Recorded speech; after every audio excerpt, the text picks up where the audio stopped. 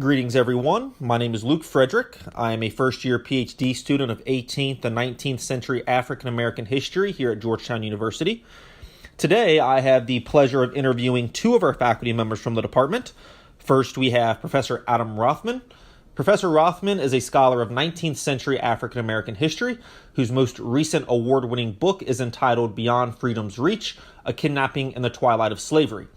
Professor Rothman was also a member of Georgetown's Working Group on Slavery, Memory, and Reconciliation, and continues to serve as the principal curator of Georgetown's online slavery archive. Second, I have the pleasure of introducing Professor David Collins. Professor Collins is an intellectual and cultural historian of the late Middle Ages, with a particular interest in German religious history. Professor Collins served as the chair of Georgetown's Working Group on Slavery, Memory, and Reconciliation. So, without further ado, please join me in welcoming our guests for what I'm sure will be an extremely interesting and illuminating conversation. Thank you. I'll introduce myself. I do 15th century European history. I do cultural and intellectual history. I'm working right now on a project on magic, learned magic, alchemy, astrology, and divination, and sort of how it merges into a discourse on rational religion and science. But the only reason I'm tagging along, and I'll take a sort of observer status to this to the interview, is that I chaired the committee in 2015, 2016. In AY 1516. And part of the reason that I was drawn into it was I am a Jesuit, and I have taught it to Jesuits for the last 15 years.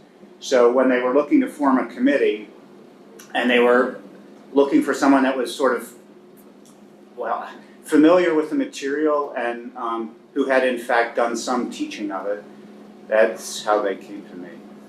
So with Professor Rothman and then 15 others, right? We were 17 altogether, or 16 or 17 people altogether. Then we did what we did in that academic year, and then handed over the report.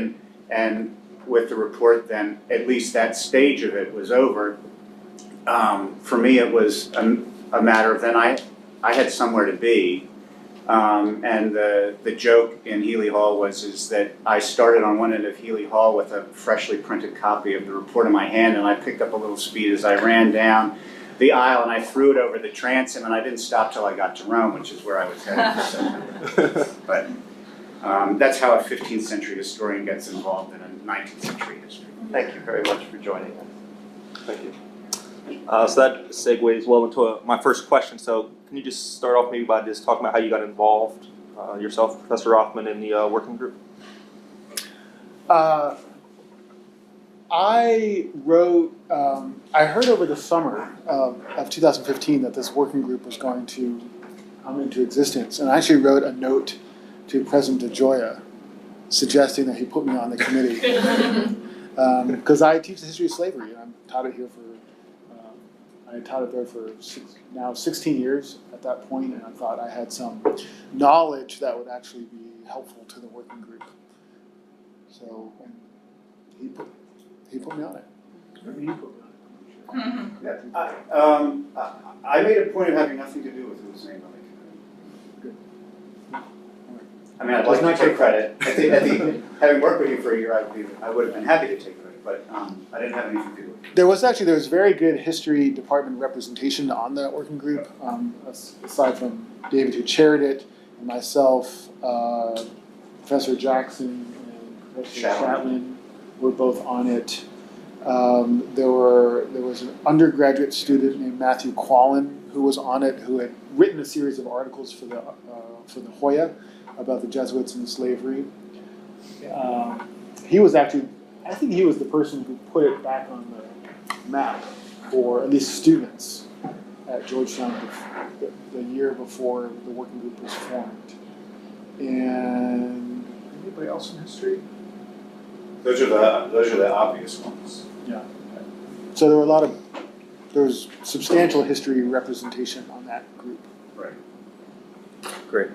Well, as Father Collins just mentioned, Georgetown's connections to slavery certainly weren't lost or like some buried secret.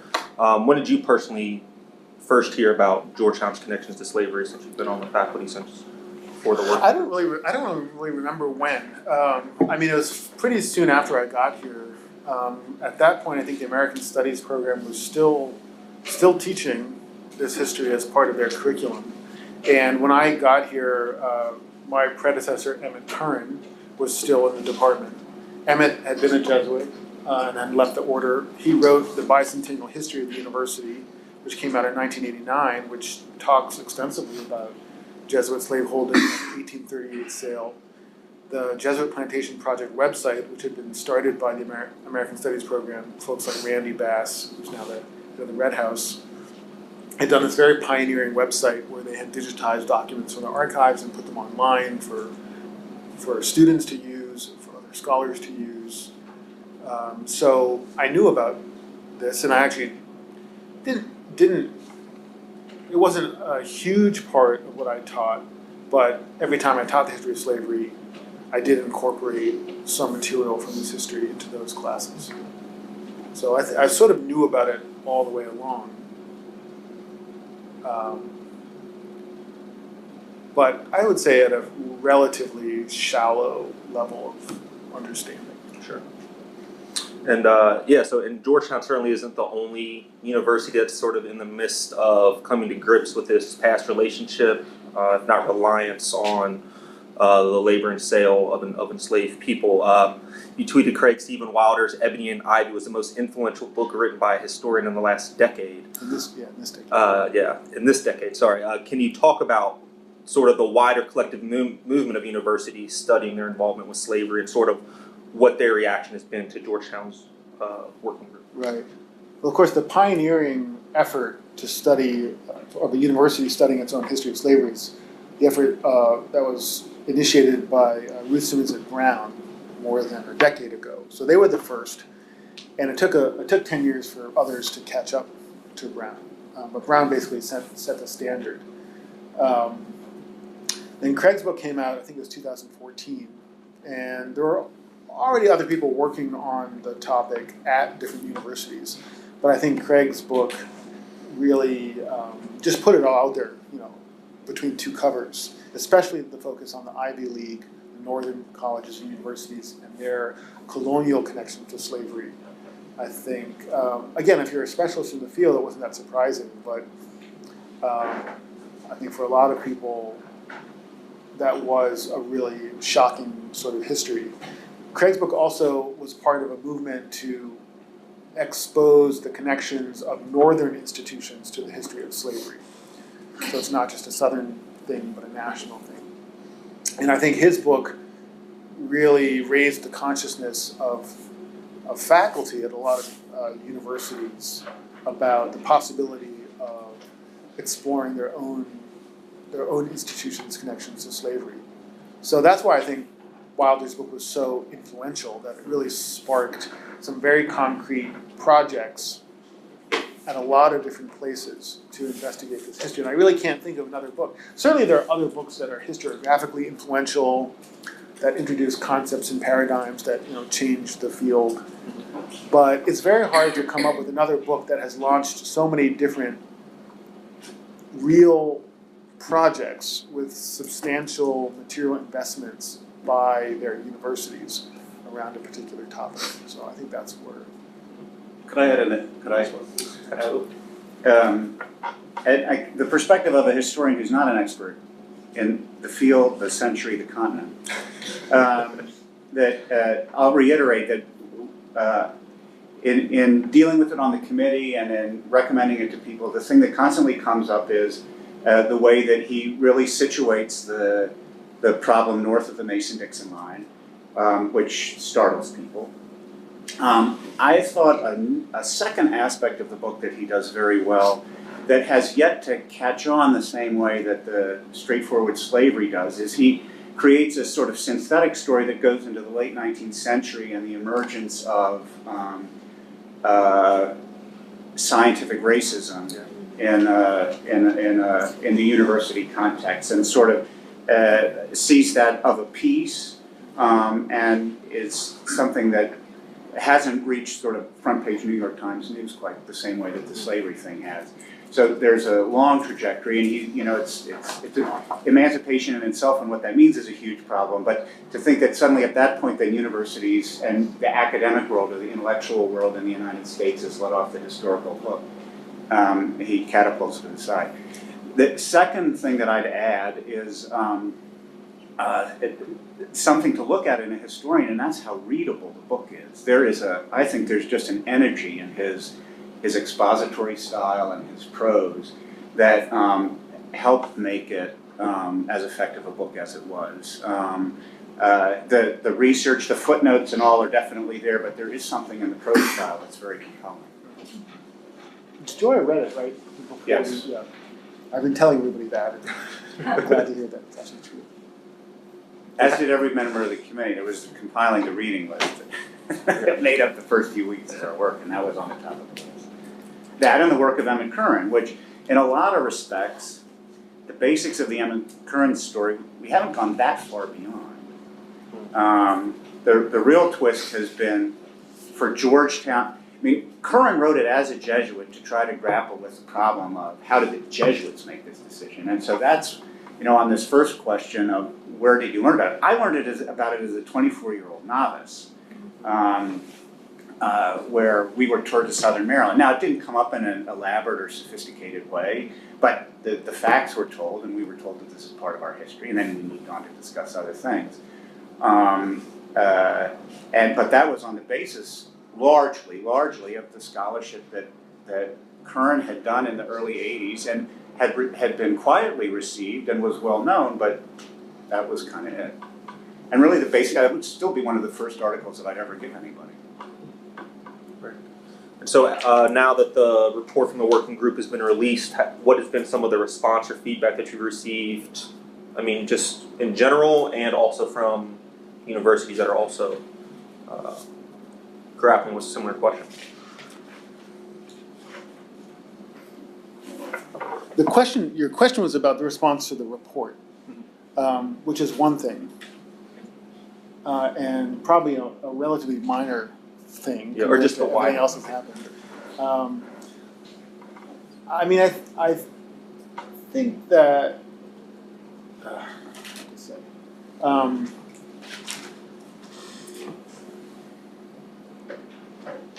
There's a lot of different public audiences for the work that we did, and the broader project of slavery, memory, and reconciliation at Georgetown. So it would be interesting to know how many people have actually read the report. All of it. That would be interesting. It's hard to know. It's really hard to know. We know the president read the report of the university and responded to it in various ways. The report is now, it's online, it's available. I think other people who have engaged in this sort of work at other universities certainly read it pretty closely, possibly as a model for their own kinds of efforts. And people who are just interested in the history have probably read it as well, because it does lay out the basics of Georgetown's history of slavery.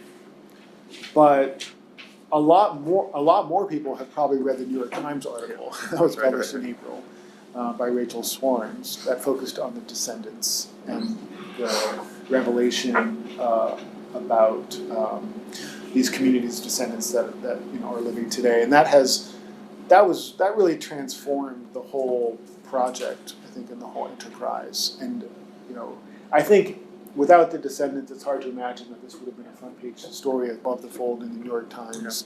It would not have raised all of the contemporary ethical and political questions that it has about reparations and justice and all of that. So that is a whole other dimension that has really elevated the sort of public stature of the project. But there's also the question of just around the university community, the Washington community, Catholic communities, and their reception of what's been going on at Georgetown, which we can talk about each of those independently. Yeah, sure. But I think one of the things that's interesting is that there are so many different constituencies that have different relationships to this historical project.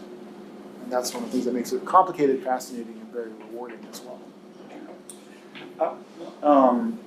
I would absolutely agree with this distinction, or always the question of how many people did actually read the report. I would say, at least in the conversation that's going on among universities, well received and in important ways.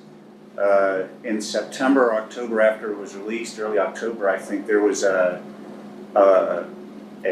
meeting in New Haven of representatives from universities, northern and southern, that were grappling, principally these other universities are grappling with building names. And we were invited to attend. I was in Rome and I wasn't going to come back. Matt Carnes, who was a member of the committee, went up to the New Haven meeting for that discussion. And the first morning's agenda was working their way through our report, because building names were an element there, and there had been some critique before our report came out, directed not just to us, but principally at other universities, about, is renaming a building erasing history? And to what extent does renaming allow self-congratulations? And our approach to it, although the report, I would say, is weak in terms of giving general principles that another group could use in terms of going through the kind of analysis, historical and moral, that would lead to a decision. The choice that we made was one where there was universal agreement at that level that we were not erasing history and we were not being self-congratulatory. I'd also say another thing about the report is, I know that there are reading groups that have gone through the report, and I know one of them went on at Holy Trinity, sort of with the Jesuit parish across the way.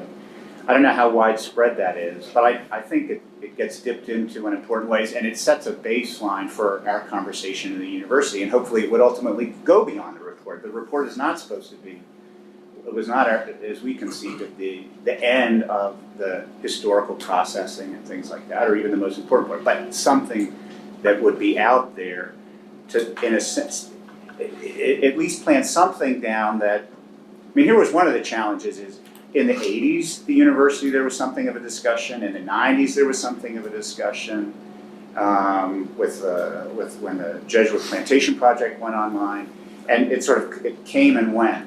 And so one of the background historical questions is how do you keep something up at a conversation like this up long term?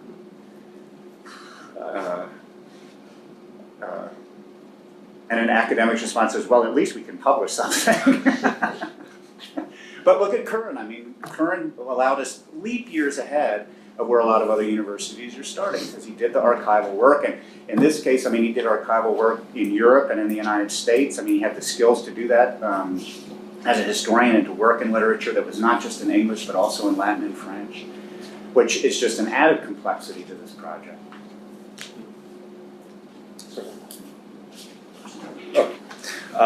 And then, so talking about being more public facing, one of the initiatives that's sort of come out of the working group has been the Georgetown Slavery Archive. So can maybe just talk a little bit more about sort of how the idea came about, and then just sort of the nitty gritty of creating a digital humanities project like this, like what actually goes into taking an archive digital. Yeah. There are two motivations for creating the Slavery Archive as a website. One was the sense that even though scholars, a certain community around Georgetown was fully aware of this history, most people didn't know it. So we had to find a new way to get this information out to the public, and with all the new digital tools at our disposal, it just seemed like a natural opportunity. The second dimension of it was a kind of panic that the Jesuit, strangely enough, the Jesuit Plantation Project, that older website that was started in the 90s, actually disappeared like 6 months before. That summer, because I had used it because I teach it in the summer to young Jesuits, and I used it February or March of 2015. It's just like poof. And then we go looking for it in September once the committee is founded, and you just get this, what is it, error 404. Like, what happened to it? So it had been connected to the American Studies website. The American Studies website had been upgraded, and like most often happens when you upgrade something, it destroys something else. So they never added the link, so you couldn't find the website anymore, except through the Internet Archive, the Wayback Machine, something like that. So that had disappeared, and it was clear that we had to somehow replace it. But with the help of some of the new technologies that have been developed over the last 15 years to make these websites a little more user friendly and easier to build. So in the fall of 2015, 2016, the library actually redigitized a lot of the core documents especially around the sale in 1938. And I worked with other members of the working group, but especially Candles and UIS, to get this website constructed, and then to start populating it with newly scanned material with appropriate, metadata and descriptions. So it would make sense to somebody who was just accessing that website for the first time. So we actually got it going in early February of 2016. So while the working group was still underway, and it actually, part of it was just to have something to show people, to say that we are working on this. Here's some documents. Here's the information. We're not making it up. We're not hiding it. We're not hiding it. It's not a secret, and we want people to know this, because a lot of people were. There was a student protest in November of 2015 because students thought the working group was going too slowly, that we weren't doing a good enough job being transparent about what was going on, and all that sort of thing. And the students just wanted the names changed. They didn't want to go through the whole deliberative process, a year-long deliberative process. They didn't want any of that. They just wanted the names changed.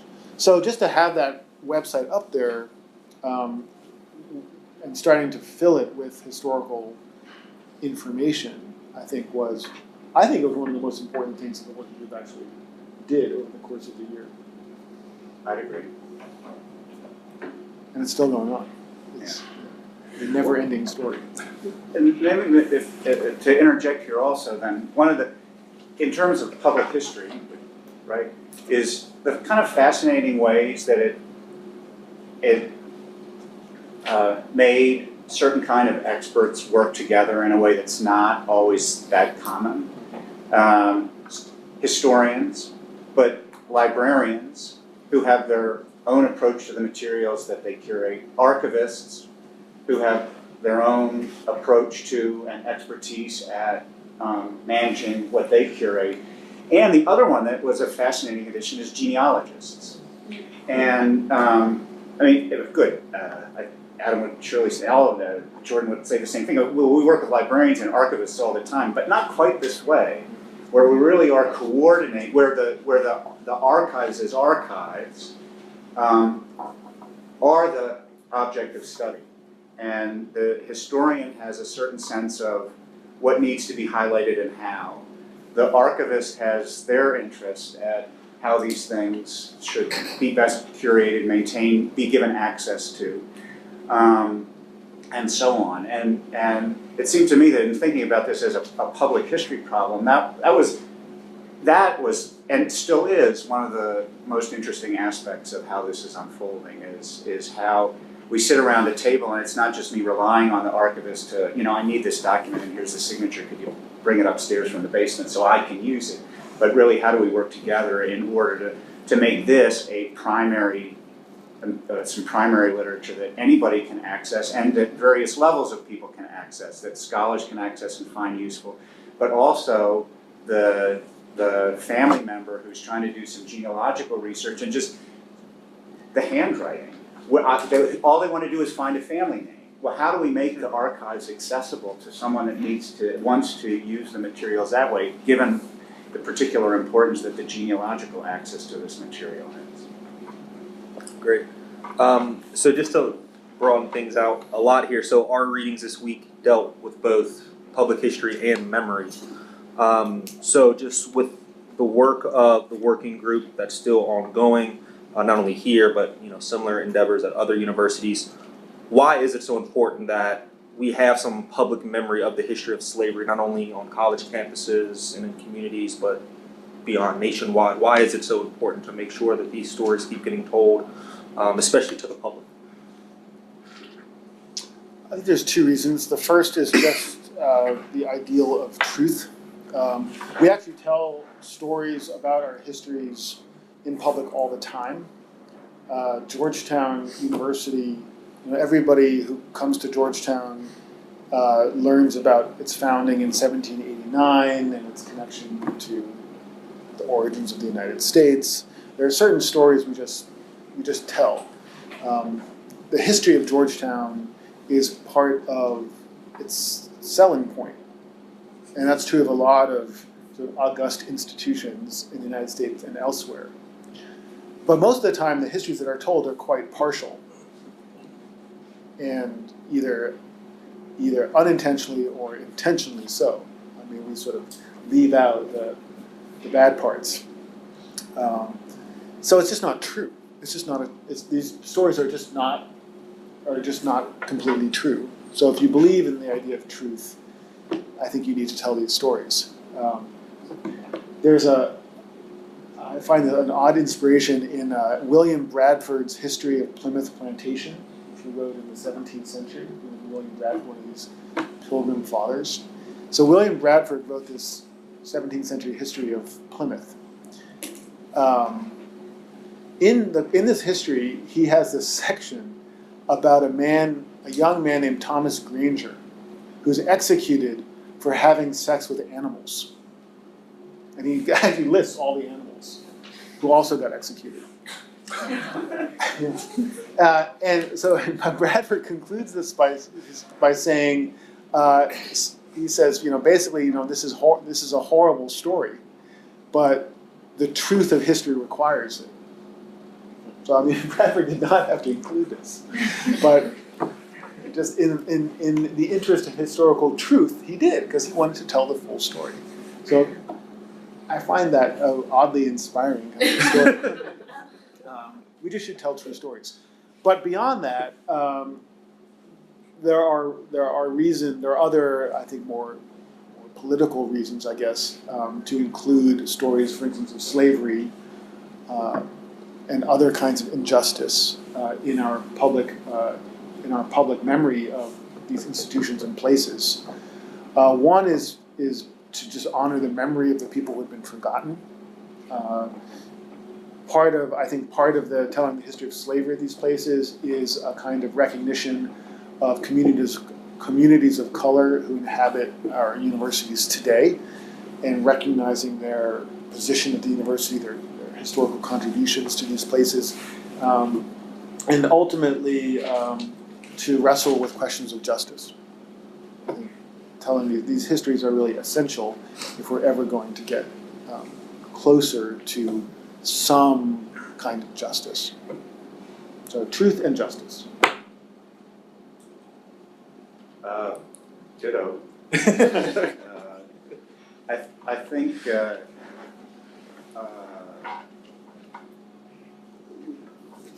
precisely that background gives then also a particular value, to get back to the particular, at Georgetown, and a sort of pedagogical benefit of something like this, potentially profound, and that is in this tricky question of how history informs identity, and how truth in history or falsehood in a history can inform identity, that there is something uncanny in the United States about how young people associate with their schools, and the pride that they have, particularly in schools, right? And everything, the sweatshirts and all this kind of often silliness, football teams, in some places anyway. But that here we have this really, I'll say it, a wonderful, fantastic opportunity for them to think about a history that is their own and to recognize in it this enormous complexity that includes, again, not just, and the president signed our charter in the early 19th century, but it also included slaveholding, slave trade, and slave labor. And that, the sort of the memory question, the metaphor, the literary metaphor that always comes to my mind is a Seamus Heaney poem where he compares or contrasts an Irish notion of history that's like the bog. You know, the mastodon gets buried and is preserved for thousands and thousands, tens of thousands of years, and you can never escape from it. That's sort of one example. Versus the U.S., the prairie, where things just sort of wander off and disappear. And so I think that on this memory question, there is something very culturally conditioned to it, and the American conditioning is the prairie, where the ugly parts of history can get lost. And indeed, in this very story, we've got Emmett Curran doing fantastic history in the early 80s. We've got the Jesuit Plantation Project in American Studies doing fantastic work in the 90s. And there's excitement and then it dissipates. And this was one of the startling yes, but startling no when we were starting out, just asking people how much they knew about it. And so many people didn't. And it didn't seem to correlate. Like, I mean, there were old timers that did know and old timers that didn't know. There were students that did know and students that didn't know. And sometimes very visceral reactions, either, well, we've always known this, so why are you messing around with it? Or, why has this been kept a secret for so long? And you're negotiating, I mean, just the visceral energy towards the history puts an obligation on historians, I think, to try to sort things out in the interest, ultimately, of truth and a whole truth and justice. Thank you.